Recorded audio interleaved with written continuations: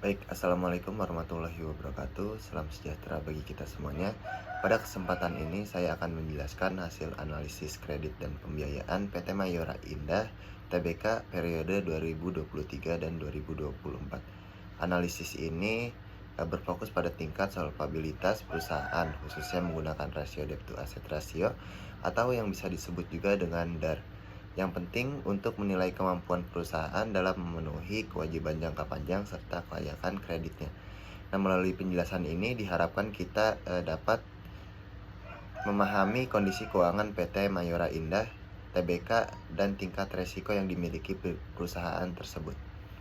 Analisis ini dilatar belakangi PT Mayora Indah Tbk merupakan salah satu perusahaan manufaktur besar di Indonesia yang bergerak di bidang makanan dan minuman.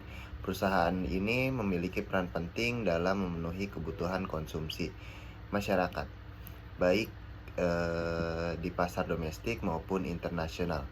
Namun, seiring meningkatnya persaingan, fluktuasi bahan baku serta perubahan kondisi ekonomi perusahaan dituntut untuk mengelola keuangan secara lebih hati-hati dalam menjalankan operasional dan ekspansi usaha perusahaan yang menggunakan kombinasi modal sendiri dan utang.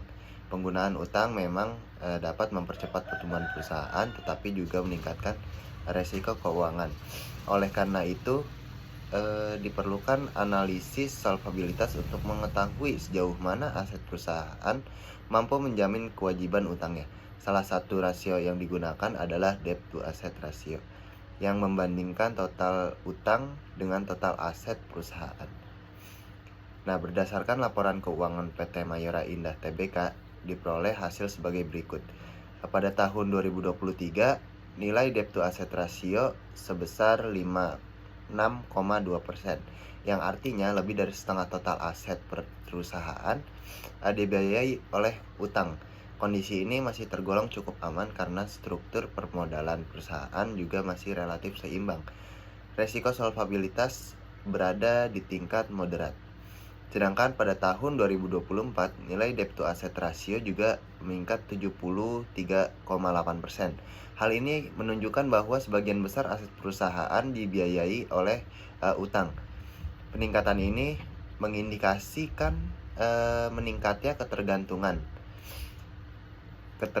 ini perusahaan terhadap pendanaan eksternal yang berpotensi untuk menambah resiko keuangan. Dari sudut pandang kreditur,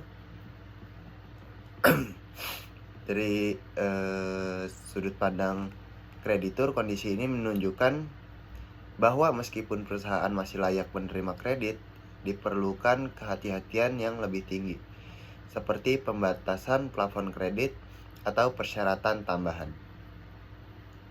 Mungkin saran dan kesimpulan, sebagai kesimpulan, tingkat solvabilitas PT Mayora Indah Tbk mengalami penurunan pada periode 2023 dan 2024 yang ditunjukkan oleh kenaikan debt to asset ratio dari 56,2 menjadi 73%, dan kenaikan ini menandakan meningkatnya risiko keuangan tinggi